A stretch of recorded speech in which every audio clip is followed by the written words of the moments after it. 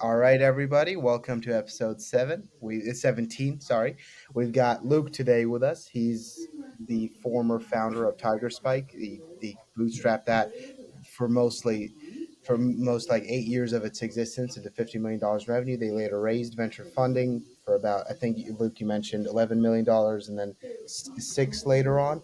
Yep. And you've also got a venture studio today. You run.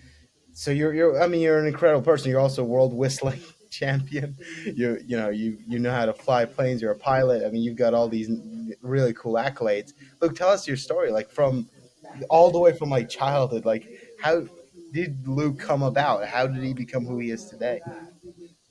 Cool. Yeah. Okay. Um, in the end, I ended up doing all that stuff because I have this sort of motto of if you have a chance to do something or not, do it. And that just ended up making me do lots of things. I was two when I left England. My mum's English, my dad's Dutch. Um, my dad's actually half Irish, and then mostly the other half is Dutch. But he had a grandma who was half Indonesian, so I'm part Indonesian, which is one of the reasons I'm living here in Indonesia now. So I left England when I was two, grew up in Liberia, Oman, Hong Kong, Singapore, went to university in London after Singapore, studied computer science, which I sucked at, got a job at KPMG, a big accountancy firm in London, became a chartered accountant, which I sucked at, transferred to Sydney, Australia, spent 3 more years at KPMG and then quit and started this company, Tigerspike. It was a digital services company. So we built apps. So if anybody reads The Economist, we were the first to put their magazine on iPad and iPhone. And we did a lot of the big newspapers. We did Haaretz, we did Al Jazeera, we did a bunch of the English ones. We did a bunch of sort of big pieces of work. That company grew from, two people in a garage in Sydney to 300 people across the world. We ended up with 8 offices. So we had offices in Sydney, Melbourne, Tokyo, Singapore, Dubai, London, San Francisco, and New York. And the reason for that was that, I love starting companies from nothing. And every time a company got to about sort of 20 to 30 people, every time an office got that sort of size, I thought, oh, no, I prefer the startup life. And so I moved from Sydney to London, did that in London. Every time that we got bigger, I hired a general manager for the office. And no general managers want you to look over their shoulder, right? So you've got to give them freedom and give them autonomy. If you want to motivate people, give them autonomy. And for me, that meant getting out of the country, because otherwise I second guess what they do, and that would piss them off, and they wouldn't have the autonomy, and so they wouldn't be motivated to grow. So in the end, we became one of the smallest global companies in the world. We only had 300 people across all those offices. So we bootstrapped for 8 years, which grew the company with no funding. Raised 11 million in 2011, and then another six in I think it was 2014. Got a big exit to Cinex Corporation. I wanted to, sell my company for $100 million, and we didn't do that. We got just short of it, but it was still a lot of money. And so me and the senior team made a bit of cash, and then I suppose retired for 6 months in Bali, and then started a venture studio and funded a bunch of other companies, two of which got pretty big. So generally we would sort of start them from nothing and then take them to the first round of funding where we'd raise a million or two.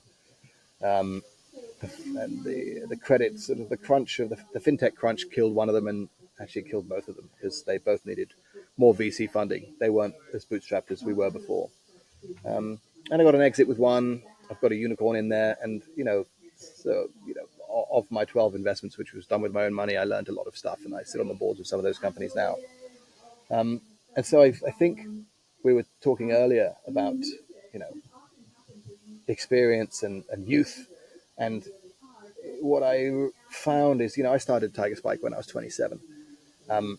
When you're young, until you're 40, you have a lot of youthful energy, innovation, coming up with cool ideas. You can really grind it. You can work super hard.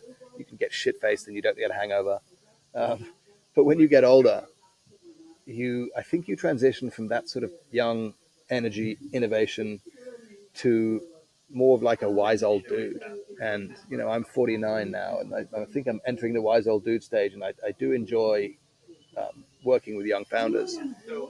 Of the 12 investments we made, by the way, 8 were women. So I had way more women founders than most people do in their studios. And so that was interesting. And I think that's a good thing. I had a thesis that I wanted to test out, and it was that women are underrepresented and need funding. But coupled with all of that, along the way, I became the world whistling champion. It seems to be the only thing people remember about me. Um, and I generally just like to do things. So I was in the University Air Squadron, which was like the Royal Air Force in university, because they teach you to fly planes for free, right? You can do aerobatics. It's awesome. Um, and then I went to America to finish off my flying license. And then my sister was there doing her skydiving license and said, why don't you come along? And I said, all right. So me and her learned how to skydive. I used to do that every weekend. I've got like 190 jumps or something, which isn't a lot in skydiving community, but it sounds like a lot. And when I started Tigerstrike, I sold my parachute for, I think it was $7,000. That was the seed money for the company. Um, and yeah, and that sort of carried on. I'm a musician. I was in bands all my life. I've released some music that's my best ever piece of music I released has done 4 million downloads, which is a collaboration with a girl called Kai Mata here. But most of my music no one listens to. And then I enjoy freediving here, and so yeah, I suppose my advice is to just do lots of things, because if you're just doing startup, you're not getting a lot of other stimuli. And I think it was Elon Musk's wife who said, look, if you're good at one thing and another thing, the intersection of those things is a real unique place to be. So that's sort of why I ended up doing so much. And here I am in Bali. I've got 3 kids. I married a woman from New York, brought her over here. She's an artist. And so I like hanging out in her studio and helping her with, arguing with her about her art. And, uh, and yeah, so my sort of life has transitioned from, young startup guy slogging a guts out like you are to, I hope, wise old dude. That's absolutely incredible. Speaking of youth, a lot of folks I talk to, you mentioned being curious and explore a lot. I think with Tiger Spike, when I was reading your essay, a big part of how that came about was, you were in a band and there's this kind of idea of like selling companies tunes, yeah, or like selling people tunes, ringtones, etc. I was wondering if if you're a young person today and you're thinking about what your purpose should be, what you should how you should go, what you should work on, the kind of ideas you should be looking towards. What kind of advice would you have for them? How should they go about finding that kind of purpose like you did, and find ideas to work on and what to work on? Yeah, I mean, look, I love music. My mum's a music teacher all my life. I've been a musician. And yeah, it was ringtone. Someone called me up. Anna, my co-founder's wife, called me up and said, "We need these ringtones." Phones just started having polyphonics, right? 2 notes, not just 1 note. It used to be just 1 beeping. Now then there were 2, and ringtones was a huge area. And my band could do it because they were good musicians and good producers. So we created ringtones and sold them. And so that was really the first thing we started doing. Before that, in school, I used to design and sell T-shirts. So I made a bunch of money doing that. Um, our band released an album, so I worked out how to. I went to the CD manufacturers, did all the cover art, created the CD. That's when I realized CDs cost like $3 to create. We sold it for 16, so that was a nice margin. And so what I would say, I teach a high school class. So this area we're in now is the Green School in Bali, which is a super interesting school. You should Google it and have a look at it. And I teach a high school class here for 1 day a week of entrepreneurship. And what I tell them, because those are all young guys, is being successful is about doing a lot of things and spotting opportunity, right? Spotting an opportunity and doing the opportunity. So one of my high school graduates last year, got into a great business school in Europe with a scholarship. And then I said, all right, look, during summer, go down to Melbourne and hang out with these guys from Minikai. It's a new AI company that we started with our studio. And so he was actually part of the group that started it because I was in there giving him sort of exposure to that when he was 18 at the time. And so I said, go down there, help these guys with sales. And he went to Melbourne for 3 months. And he sold, like he's already sold about 250 grand of business, B2B sales. And I knew that he would because he had his own company before that where we were sort of also selling stuff like Miyawaki forests, which is a method of reforestation. So he would go to big hotels and say, hey, you should build a Miyawaki forest. And he sold like a 50 grand piece of work to Bulgari. And so I knew this guy was good at sales. Um, but when he was down there in Melbourne with these guys and he sold all this business, they said, look, we want you to be co-founder. We want you to come on board with some equity and a salary. And he said, yes, right? And he could have said, wait, I've got to go to business school. And so he called up the business school and he said, can I delay by a year? And they said, no. It was one of the best ones in France. Typical. And they were like, no, you can't. If you don't accept it, then we're not going to, then you've lost your opportunity. And in the end, he said, all right, I'm not coming. And they said, actually, you can come next year if you want to. So he called their bluff and it was BS in the end. But he saw that opportunity and he did it, right? I saw the opportunity of ringtones and I did it. I also thought mobile was going to be big, right? He joined these guys because we know AI is going to be massive. So in my life, I've seen a number of big opportunities. One was the .com boom when everyone was making websites.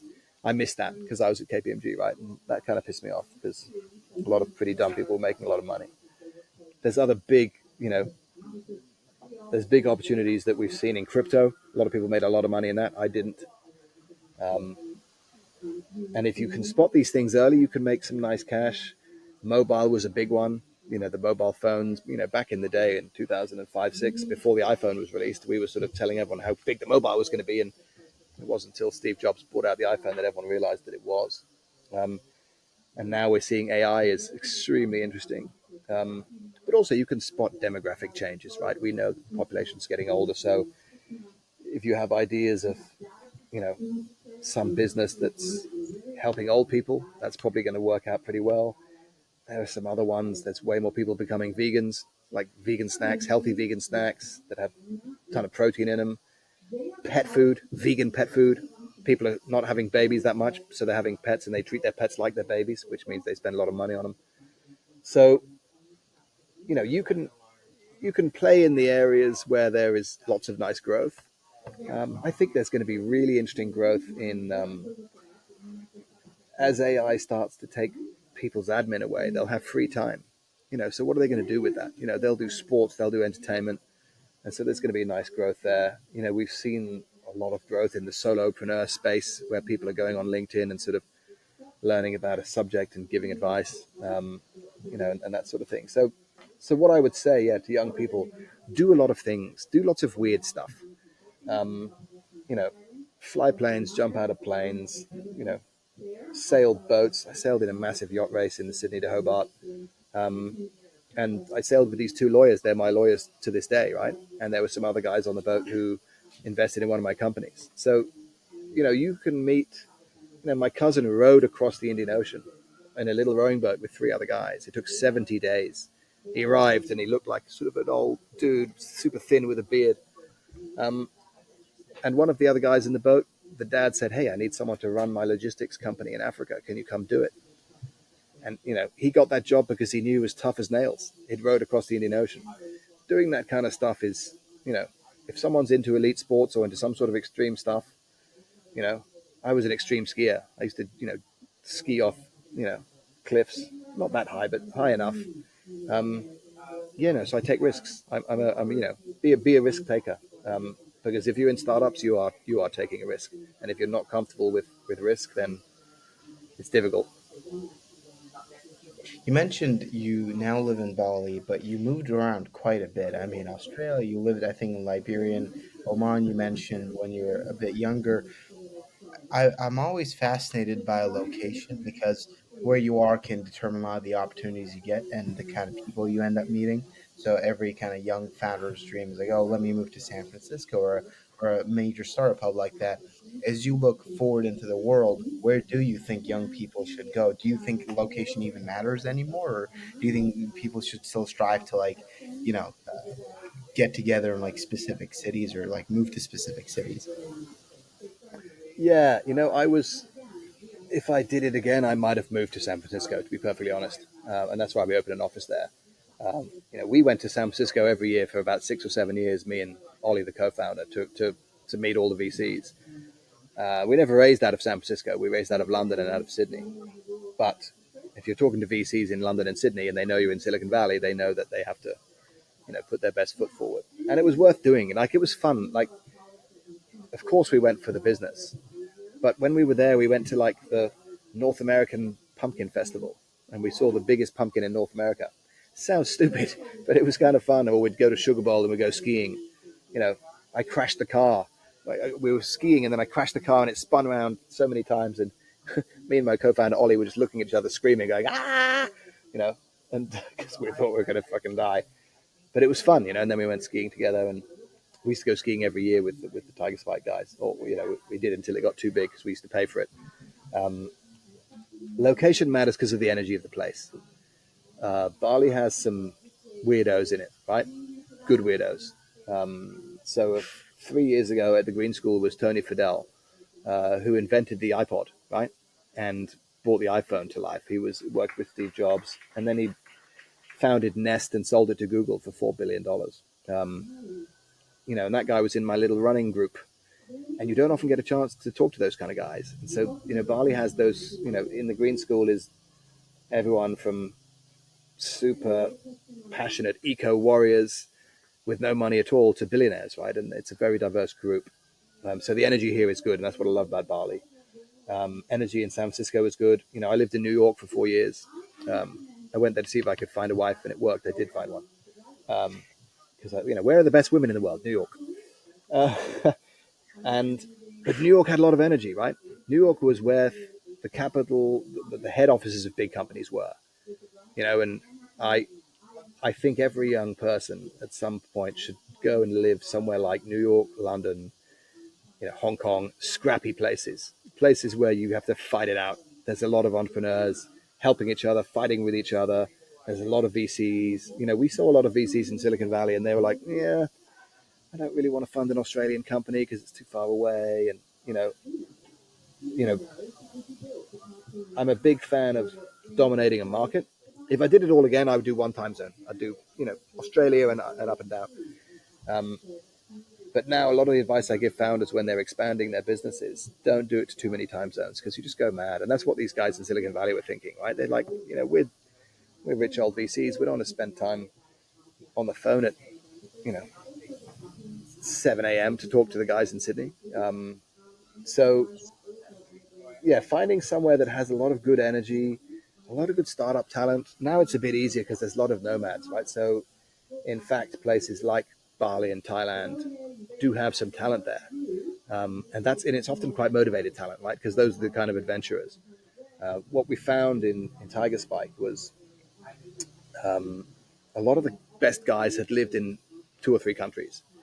And the reason that's important is if you're living in a country, its systems are set up like this. This is what's on TV. This is how the buses work. This is how your supermarket looks. And when you have done that, the story my mum always tells is when we came back to England on holiday from Liberia, I laughed because the bananas were long and yellow. And in Liberia, they're green and small. And I was in the supermarket laughing my head off, going, look at these bananas, and thinking they were hilarious. And this woman was next to my mum going, what is wrong with this weirdo kid? But I noticed it as well when I came back to England and I was trying to get on the bus, and then they'd changed it because they didn't take cash anymore and I didn't have the Oyster card or whatever it was. And if your reality changes and things change, little things change, I think that it forces your brain to think a little differently about things. This is why travel is so important. Traveling to many places to seeing different things. But honestly, I think living for more than 2 years in another country that's not like your country, and it doesn't have to be that different. It could be America and England. In my case, Africa, Middle East, Asia was slightly more different. But it makes your brain think, you know what? This structure that's around me is not fixed. I don't have to work within it because the structure in Oman is very different, and there's lots of people working in that. Things are different, and so it forces you to I think more laterally. And so, yeah, my advice to somebody, if they are mobile, which a lot of people are, is try spending a year or two in a different place. If you have a startup and it's doing super well, I do think big cities are good. I mean, Sydney was good to us. The VC scene in Sydney is pretty good now, but it's still not as good as San Francisco, which is slightly better than New York.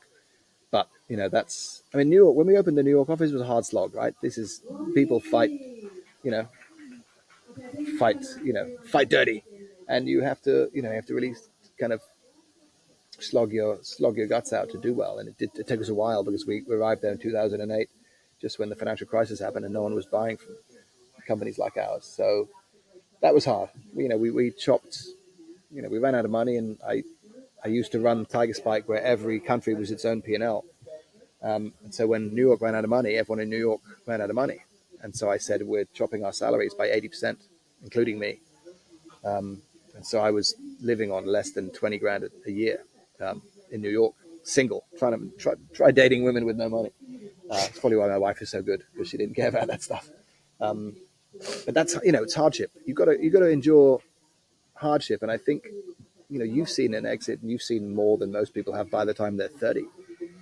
But you'll know what it's like growing a company and selling a company. It's not easy. Like it's not work-life balance, And if you're, I think Gen Z seem to be a little tougher than millennials, but a lot of millennials I meet sort of don't want to work too hard, and that's cool. You can have a good work-life balance and not work hard, but if that's your mindset, you can't have a startup, and you can't expect it to be successful. So it's just a choice.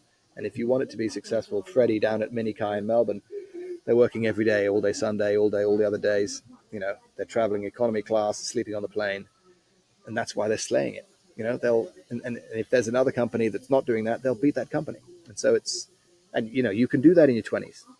And when you start to get into your late 30s, early 40s, you know, it's harder. You get tireder. Sometimes you have a young family, so it's a good idea to spend your 20s and 30s really, putting the hammer down, and then, you know, hopefully you can get some luck, a little bit of luck like I did, and then spend your 40s and 50s helping the other guys do it. You had an essay that I found really interesting. It was on ignoring advice, and that's something I've been talking to my friends about as well. A friend of mine, he's kind of stuck, and he's overwhelmed by the amount of feedback and advice he keeps getting. And we're talking about, I said, why don't you just like ignore everything everyone's saying, including your so-called mentors, and just do what you want to do? I mean, who cares? When I saw the essay, I was like, oh, there is another guy who thinks the same way. I mean, it's incredible. I want to get you to elaborate a little bit more, because I don't think a lot of people, especially in my generation, were kind of bombarded with advice and information on social media. And I think we're almost over fixated, and we just keep asking for advice when we actually maybe not don't even need it. So I'd love to Mm. hear more about the essay and like its premise. So there's a few points to this. Um, yes, you should listen to advice from somebody who's done what you want to do. If you are a startup and you're raising money and want to sell your startup, listen to advice from someone who has a startup and has raised money and sold his startup. Now, those people are rare, right? There's not many of them, which means it's difficult to find that advice. LinkedIn is full of people who haven't done that, but who say they do. And some of them just lie and say they've done it. Or some of them exaggerate a lot. Especially in America, this happens. There's a lot of exaggeration. And so you don't want to take advice from those guys. And those guys are the ones who want to give it more, right? And so it's hard you know, to know which advice to take. And that because the people who don't deserve to be giving advice outnumber the people who do, like 99 to 1, the general rule is don't take advice from anyone. And as a young founder or as a woman founder, you tend to be magnets for more advice, right? Men, will give the young kids or the women, here's some, sagely advice, and they shouldn't give it. And a lot of the advice comes from people who feel they have a lot of experience because maybe they're a partner in a law firm or a banker, or they might have even been in a startup. But you, as a founder and CEO of a startup, want to take advice from another founder and CEO, not the second or third person, not the CTO or the COO or the lawyer of the company that got a big exit. There was a company in Australia that got a huge exit and it was really well known. And the amount of people I saw who just sort of said, "Oh yeah, I'm from that company, so I've seen how this all works," and like, it's not the same as seeing how it works if you're the accountant or the lawyer. That's good. That's okay. You've seen a lot, but you need to know how it feels to make the decision. You need to know what it's like when you're trying to sell the company for, you know, 80+ million, and one of the investors says, "I'm going to mess this up for you unless you pay me, $1 million that I don't deserve and I'm not legally entitled to." And that happened to us. And then I called one of my mentors who was, you know, super wise, my wife's uncle actually, and he said, "Pay him. Don't scupper a big deal like this over that dude because he could be a real asshole." And so that my learning there was not to get into bed with a dude, and I had doubts when we first took their money, but that came back and bit me a little bit. So the only way I think to avoid getting paralyzed with too much advice is just not to take any. Um, you know, if you ignore it all and you hear the same thing over and over again, maybe then you listen to that a little bit. You have to be a little bit pig-headed to win at this sort of startup game. And generally speaking, most people are thinking in this way, right? They're all thinking in this way. And this goes back to my other point about living in sort of a situation where they think the world is like this. And if everyone is thinking in that way, you don't really want advice from them because you're trying to do something that's a little bit different. You know what I mean? A lot of these sort of guys are rethinking. Elon Musk doesn't really do much research. He says, "I'm going to imagine what the best car should be like, and I'm going to try and build that thing." I don't really like focus groups and research, which is expert advice. And most of the advice I got was don't start the company, right? I did ask a lot of people, should I quit my job at KPMG where maybe I'm going to be a partner in 2 years, and which is a nice, cushy life? And almost everyone said, don't do it. And I did it. And I went against their advice. And maybe that helped that I was sort of like an egomaniacal 27-year-old who was like, "Look you, everyone, I'll do what I want." But to an extent, you need that. So my advice is don't have too many mentors. Have one or two in the areas that you really want to know. Like, look, if you're doing a complex transaction and there's a lot of legal weird stuff, then maybe you have a lawyer friend. But generally, take advice from people who have done what you want to do in the position that you're in. So anyone who wants to know how to start a company and exit it can talk to you because you've done it. You don't talk to somebody about climbing Everest who's never climbed Everest. You need to talk to someone who's climbed Everest, which seems kind of obvious. But as I said, there's so many people now giving advice and sounding very convincing that you tend to sort of listen to them because they sound confident. But there's a hell of a lot of confident people who are incompetent. And it just sometimes breaks my heart when I'm, see a young startup and then some banker has come in and taken 10% of their company for some sort of general strategic advice that he's giving. And his advice is dog shit. And he's making it hard for the founders and it's not fun anymore. And why did they do it? Because they were in their early 20s and he was in his 50s. And they thought because he was old, he knew what he was talking about and he sounded confident like bankers do. And they did it. And then it suddenly became no fun anymore. And then the guy took 10% of the company, which is a lot. So yeah, don't listen to advice. And in fact, the great video that I saw was John Cleese, who's an old comedian he did Monty Python and Faulty Towers and stuff. And he said every time he pitched his ideas, all the BBC people and all the sort of producers said, "Nah, it's a stupid idea." And he did it anyway. And it worked super well. So they were wrong about that, even though they were the experts. And he said every time they did focus groups and said, which jokes are they going to laugh at? The focus groups often laughed at a joke.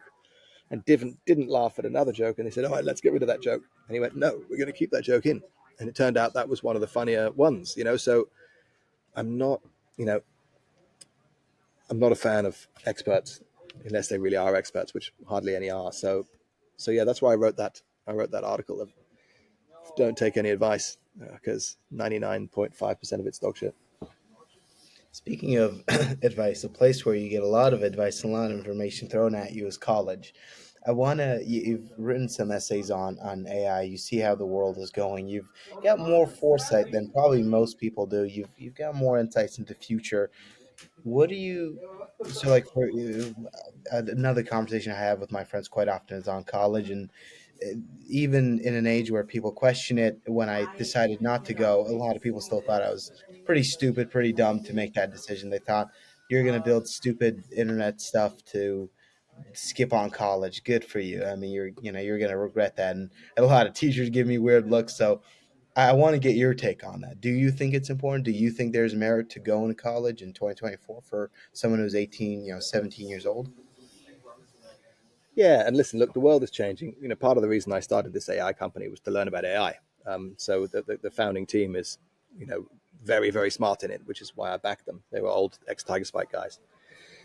And so it was also me learning, and I know it's going to be big, but I don't think it's not going to change things. Well, it will change things radically, but it doesn't mean you shouldn't go to college. 6 years ago, I would have said, yes, everyone should go to college. And my three kids are like, you are going to college. I've seen this guy, Freddie, working for Minikai, and he's delayed college. And if that company does well and we raise money, which we're looking to do, next month, then he's off to the races, right? And then and the Green School has plenty of kids who started to excel as entrepreneurs, activists. You know, we've got Malati Weisjen, we've got Clover Hogan, we've got a lot of those guys. And John Hardy, the founder of Green School, at one point his kids went to a school in America, and then they came back to the Green School, and they said, and I said, how did that feel? And he said, well, look, one of the reasons was in the school in America they were doing Model UN, speaking at the Model UN and pretending to, the kids version. And he said, and actually there's a bunch of Green School students who are speaking at the actual UN. You know what I mean? On these sort of big issues. You know, should someone like Greta Thunberg go to uni? She's gone past it. You've certainly had enough success to warrant not going to uni. And in fact, I was doing a careers fair at the school I was in before, Idlewild College, and these two kids came up and they said, "We've got into Stanford, but we've also created this video game." And I was like, "Oh, well, how's it doing?" And they said, "We're getting 10,000 signups a month, every month." And I was like, "Whoa, delay Stanford. Do this video game. Are you crazy?" And you could see the parents were behind them going, "Ah!" Because embedded in lots of people's psyche, especially in Asia and India, and these guys were Indian kids, is education is paramount. And I understand why, because within one generation, they've sort of really transformed the whole country. But it's sometimes stuck there a bit too much. You know what I mean? And this is what the guys were saying at Paris to Freddie. They're like, "Oh, well, if you don't come to our amazing business school, the opportunity is gone." And he said, "Well, I'm not doing it." And then they realized, "Oh, hang on a minute, people are maybe not, the universities have kind of not done themselves any favors by making it cost too much these days." But what I would say is going to uni is a great place to meet a whole bunch of cool people, right? That's where you're going to find your pirate crew of same aged people to go into battle with. All the things I did when I was a young entrepreneur, age sort of 15, 16, was selling shirts to my school. And there were 2,000 people in the school, so I got some nice numbers, and then I did some stuff in university, and it's a ready-made crowd, right? When our band played gigs, we had thousands of people at the gig because people in the schools knew us. And then when we started playing gigs in Sydney, when no one knew us, we had like hundreds coming to the gigs, not thousands. And I remember thinking, I just don't have a ready-made crew here. So studying in uni, I still think on balance you should do it, but I wouldn't go to uni and do computer science or medicine or law. I would go and do like music, history of art, design thinking, all these sort of things. I do think AI is going to change a lot of professions. You know, it'll change law, it'll change accounting, it'll change surgery. Like we're not going to have real people doing surgery in 100 years. It'll be robots, right? They won't make it. They won't make any mistakes.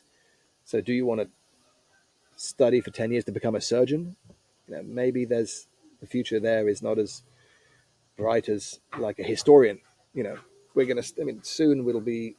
Holidays will be virtual, and you'll be going to visit ancient Rome, and those historians are going to be super important for that storyline, storytelling, all that kind of stuff. And so, doing something fun like that in uni that's also not too hard. Like I wasn't very good at computer science. I did computer science with management in university. I was the worst coder in the class. You know what I mean? And but I knew what it was to code, and so when I ran Tigerspike, my developers, if they said, "Oh, this is going to take 3 weeks," I'm like, "Dude, it's going to take a week." So I couldn't have the wool pulled over my eyes, even though my coding I wasn't very good, but I didn't really enjoy it. You know what I mean? Because I wasn't good at it. I enjoyed the management, so I aced that and got all A's. That's probably why I managed to get an okay degree in the end. Um, but I would do, university is as much about meeting people and having fun and learning something kind of weird as it is about getting getting a job. Like you wouldn't go to uni to get a job, right? Back in my day, people would go to uni so they could get a job at Goldman Sachs or McKinsey because they paid the most, and then they could become a hedge fund guy and make a load of money, and because they were greedy little pigs. Um, but now, maybe you'll go to uni so you can go and work for Google or Meta or those things. But I honestly think the best advice I got was from the head of Intel Capital in Asia, and he said, "My advice is if you're in your 20s, get a job with less than 2 digits of staff, so less than 100 people. Right? If you're in your 30s, less than 999 people." And so what that means is, what he was saying is, get into little companies early. You don't have to start your own startup. You can join someone else's little startup in less than 10 people. You know, at KPMG, you go in and you're making the tea a little bit for the first year. You know what I mean? You're doing kind of menial photocopying and shit. If you join a startup, like Freddie's not just selling down in Melbourne. He's selling, he's doing PR, he's doing marketing, he's helping to deliver, and so you just become a much more well-rounded person because there's a lot of stuff to do. And so, uni is a good place to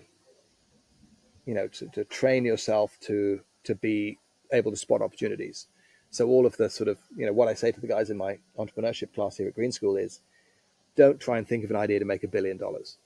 Try and do something like make a new kind of pair of flip-flops and sell it at the market. Design a t-shirt and sell it at the market. Do a little website and make, a couple of $1,000s. And do that a few times, and uni is a perfect place to do that. Then when the opportunity does come along, you'll sniff it a little bit better. So all you're doing really is putting yourself in the best position to sniff an opportunity and go for it. And uni is a good place to do that. It's, in a way, it's you're not necessarily, at school you're with your parents, then you go to uni when you're not with your parents. So it's sort of stages of growing up. And at times I think that Freddie down in Melbourne, is maybe missing out on that. So I am telling him he should go to university. But unfortunately, the company's taking off so much, it's difficult because he's super busy and it's getting really exciting. Um, but yeah, you have a year off before it. But if you can find and I want my son's an amazing football player, and my daughter's a competitive swimmer. I want them to go to university and join those sports teams. Like if you're in any sports team in an American university, you're such a hero that you're just having a fantastic life for 3 years. And a message I would give, that I am giving to them, and that I'd give to you as well, you and to young folks who are trying to be successful. You've done that well. Like you're ahead of probably any 17-year-old I know. How old are you now? 17, 18? So I you're actually turned 18 as we were trying to arrange this. Oh, nice. See, that's how long it took us to get it. So, not many 18-year-olds have seen what you do, but don't forget to have fun. Like the great thing about the Green School, no homework, no tests. And that's awesome because between the ages of 5 and 18, life's not about wondering if you're going to get into uni, or it's about having fun, like having fun with your friends, like going and doing fun stuff. And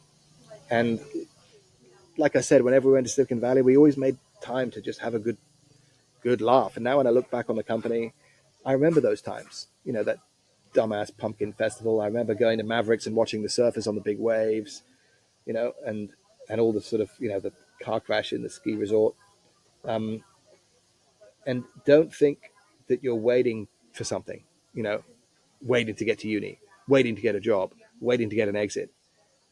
Because at Tigerspike it took 13 years. If all you're doing is waiting for an exit for 13 years, you're not really looking around and having a good time during that time. So in that sense, I would, on balance, if you can afford it, I would say to go to uni. And then while you're there, start your startup. Find your crew. That's where Zuckerberg found his. Most of these big founders who quit uni had already found their little pirate crew startup in uni. Well, there we go. Last question I want to ask you is, we talked about in the email thread, you mentioned you got the Economist as a client when you were running, I believe it was Tiger Spike, just because you followed up with one of their senior officials over and over again, and then emailed the CEO saying we've been emailing you for months and you haven't responded. You're missing out on a great deal. You end up landing them. One, I'd love to hear that story. Two is, before we started recording, we were talking about how important it is to follow up, because you often think you're actually bothering the person, but in reality, you're really not. And so you should just keep following up. Like, you shouldn't feel bad when you keep sending them that, yeah, hey, follow up message. I want to get also some other tips, I think, that maybe founders do wrong when they're going into sales mode. Like following up, other things that they maybe don't do or don't do enough of that could, make them successful. Mm. Yeah, and look, it is possible to be annoying and following up too much. And I wouldn't say you're not going to send an email every day saying following up, following up, following up. And this is what these LinkedIn guys actually do quite well. It's you've got to give them a little piece of value. So when I emailed the CEO of The Economist and said I've been emailing your head of digital for months and he hasn't replied, and I'm just letting you know that you're missing out on an opportunity. Maybe I caught him on a good day when he was mad at his head of digital or whatever it was, and so that turned into an opportunity. But I didn't stop doing it. Don't worry about being pushy. We sometimes had sales guys. We often tried to make sales guys out of some of our tech guys, because they were subject matter experts. And sometimes when someone slammed the phone down on them, that's confronting. You don't like it. The life of a sales guy is, super highs when you're selling and lows when people are telling you to go F yourself. You can be persistent, and people don't, generally speaking, people don't think, wow, this guy's a dick for emailing too much. And even if they do, who cares? You know what I mean? You've got to be okay with, if you haven't got some people who don't like you, then you're not pushing enough buttons, quick enough and hard enough. So, following up is a good idea. But what I've often found is just being kind of funny, right? Try and put a little bit of comedy in there. Not everyone can do it. I quite like it. And you know, sometimes I'd send an email saying, dude, I really want to close this quarter so that I can stuff the money into my cheeks like a hamster, you know, and or just some dumb thing that catches their attention among all the other stuff. These emails I get a lot, which says, hi, let me tell you about my company. I just delete them. Like, you've got to start sort of a bit of a conversation. And that's something else as well. These guys are just people.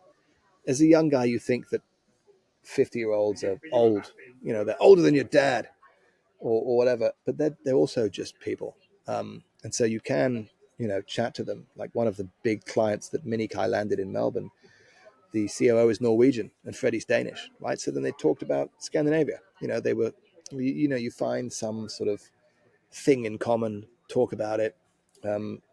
It always surprised me when I was in my sort of early 20s and late 20s when I started Tiger Spike. A lot of old dudes wanted to help you, right? They were like, oh, a lot of old corporate dudes, if you're selling to corporates, wanted to start their own thing but didn't. And then they see you and they can sort of see themselves in you. And I remember a few of them really helped me, and I thought, what do you want in return? And they didn't want anything, right? If you ever meet somebody who says, I'll introduce you to this guy, but I want 1% of whatever you get, just ignore it. Like, don't do that. Like, that's stupid. Like, help people for no reason. That's something that and if you can find out, if you're trying to sell to someone, think, what does this guy need? I'm trying to get shit off him. What does he want off me? How can I help? How can I help him? How can I make him laugh a little bit? And then you just sort of have a bit of a rule. So if you're trying to sell to somebody, you don't stop messaging them until they tell you no. And then you can ask for it. Say, hey, if you're not interested, let me know. I'm happy to, talk to other folks. And sometimes they'll go no. People don't like to say no either, right? They're like, well, they'll make some excuse and send me a deck or do this or that. But I like to sort of, when it comes to sales, get to a no quickly. That's good, because otherwise you're bugging them, and you shouldn't. You should only be bugging people who might want to buy what you're doing. Having a good product helps, right? You know what I mean? You've got to, these guys in Melbourne, I keep talking about them because I've been talking to them all this week, so they're at the top of my mind. But they're doing good things, right? And the AI is helping make companies super efficient, and so they're, of course they're selling because people want it. And so that's a nice, that's a nice position to be in. But yeah, so yeah, be tenacious. Remember that other guys are just people, and you are very important to yourself, right? So you're the one sending these emails every day, and you think, oh my god, I'm sending emails every day. They must think I'm such a dick, but they probably don't even read half of them. You know what I mean? And I remember it was, you know, when I was in a band, me and Ollie wrote all the songs, my sort of co-founder, band member. And so, for 20, 30 years, we've been in a band together. We've written songs together. You know, we were super close. And then, he wrote a new song. He said, hey, Luke, I've written a new song. Check it out. Sent me the link. I still haven't listened to it. You know what I mean? And that's my good friend who I wrote music with sending me, and so people just get on with their own lives. They don't really care about you, which includes they don't care about you bugging them that much. They're probably just ignoring it. So don't feel bad about that. And you got to have thick skin, right? If you're in sales, you have thick skin because people are telling you to fuck off, and that doesn't feel good. And there's a lot of ups and downs. And so if you have a mental state that doesn't like highs and lows, that's maybe sales isn't the right place for you.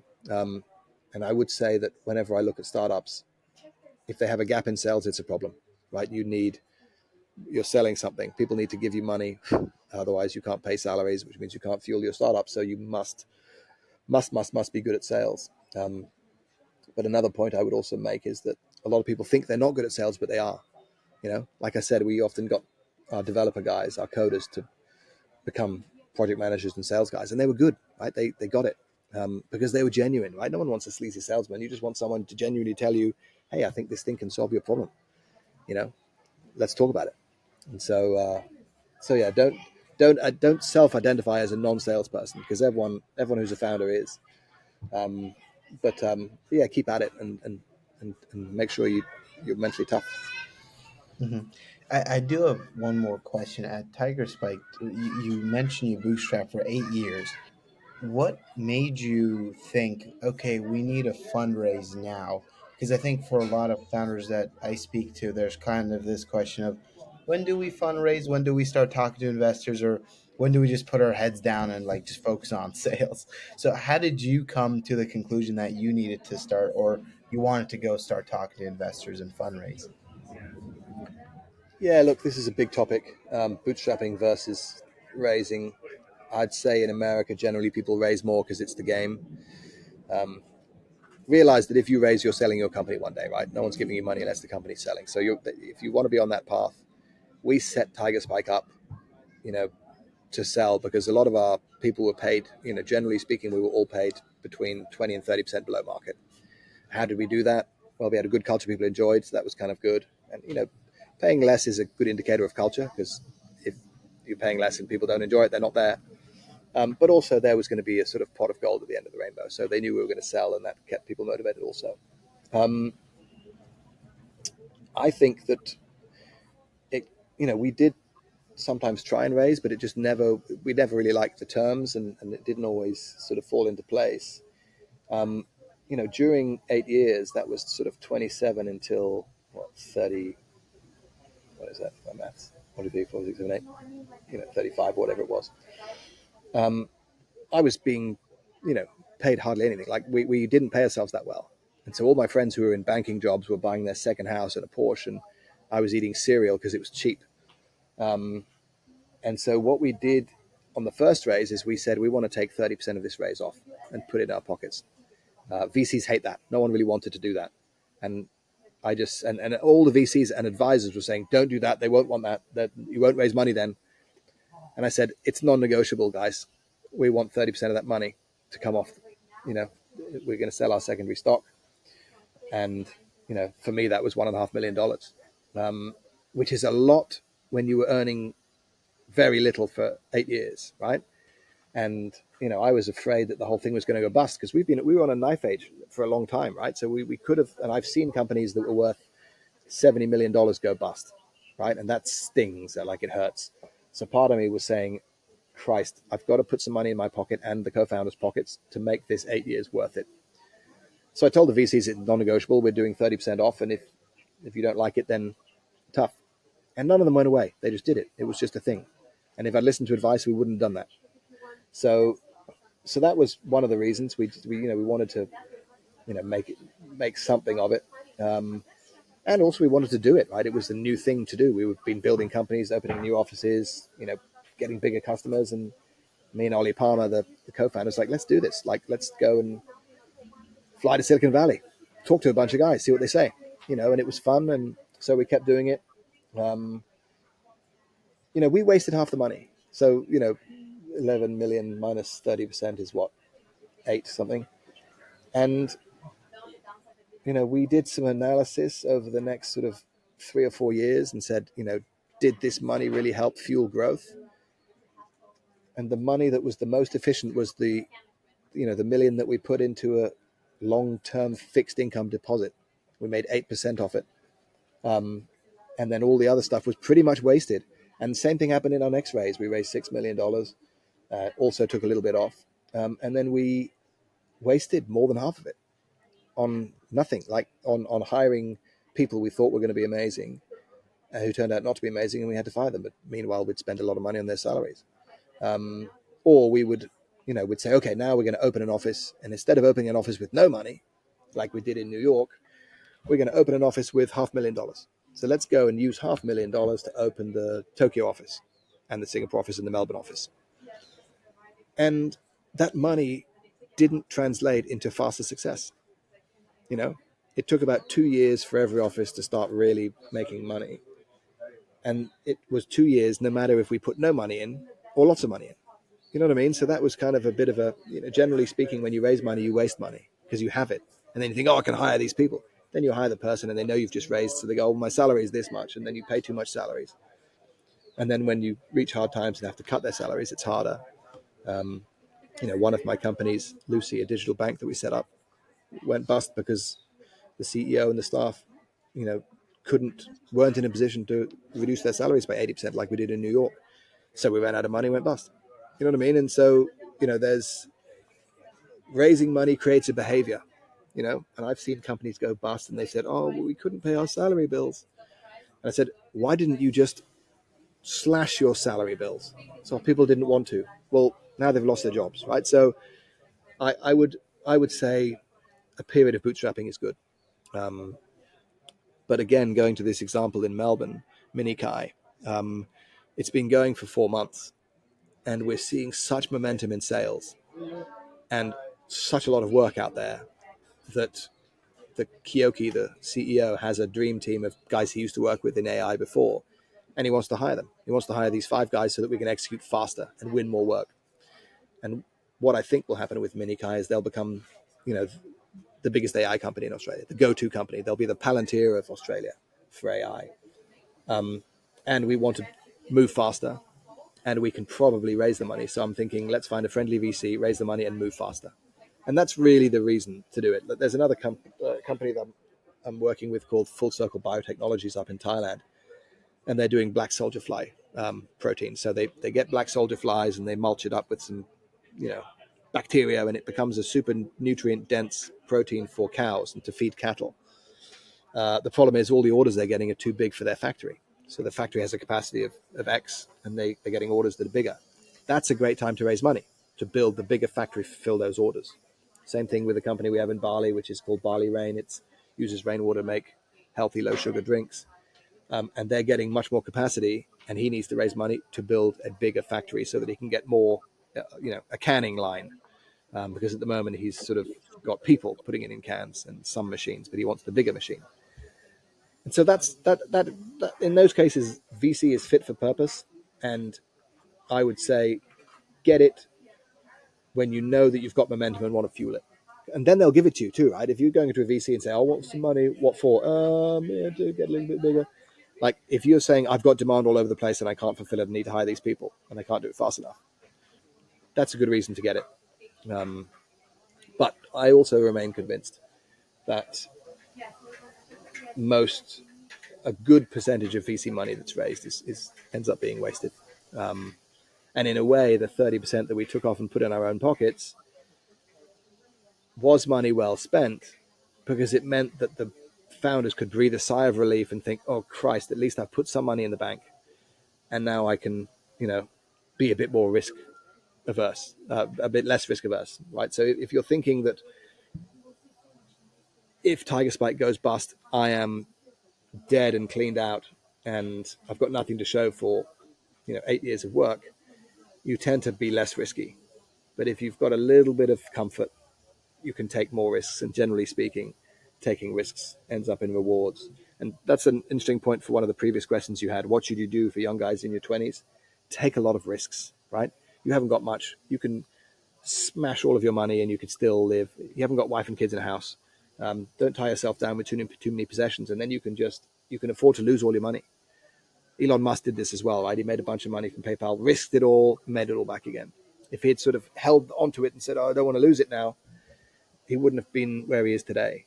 You can't do that when you're in your 40s with kids who need to go to school and you have school fees to pay and so on. But in your 20s, you can, because you can share a house with 3 other roommates. You can live off much less. So that's a time to take risks in your 20s and early 30s. You should be rolling the dice a lot. And I didn't do it enough. I should have done it more. But I did it right. So maybe it wasn't too bad. Well, there we go, Luke. Is there anything else you'd like to add? Those are for all the questions I've got. Uh, no, I think just I think it's good for young guys like you. You inspire other young guys, and I think you're charting your own path. You're not following rules, and the reason you're successful is you haven't followed rules. You probably haven't listened to too much advice, which has probably held you in good stead. But the best times you'll have is in your 20s and 30s. Or it actually statistically they say you get happiest after 46 onwards. But what I'm saying is don't forget to have fun, right? And to take risks. And maybe it's not going to be doing a startup, but maybe somebody says, "Hey, do you want to crew this yacht and sail around the world for a year with me?" Just say yes to that kind of stuff. Let's say you meet a girl and she goes, "Hey, I'm going to Cambodia for 6 months. I want you to come with me." Just go. Maybe you'll break up with her the next day, but you'll be in Cambodia. It'll be kind of fun. If should we jump out of this plane? Yeah, sure. Why not? Not don't do stupid stuff. Like everything is about calculated risks, and in fact, the statistics of skydiving is safer than scuba diving. But do a lot of things. Do a hell of a lot of things. Keep your eyes open, and when an opportunity comes, say yes to it. There have been a lot of people who I've tried to sort of in the early days. I tried to get them to join Tigerspike as like a GM of one of the offices. And I think like it was their parents saying, "Don't do that. You want to stay at the bank. That's a good brand name company. Don't quit and, join this weirdo startup." And they didn't. They stayed in the safe, bank. And then the person who did join and was GM of that country, stayed with the company. And then when we sold, he made $5 million. And then he went on to the next thing and made another 10. You know what I mean? And that's doing more interesting work, getting richer, doing more interesting work, having more fun. And so it was a mistake for the other guy not to get out of his comfort zone. and it was a mistake to listen to his parents to say stay at this safe job. Um, so spot those opportunities and do them, because you got time. Like, you got a lot of time before you're as old as I am, um, and you should use that time to do a lot of things. I'll follow you and find out what you're going to do, next. But yeah, and sometimes I think there's quite a lot of people who are young going into this sort of solopreneur content creation and YouTube malarkey, and there's new business models there for sure.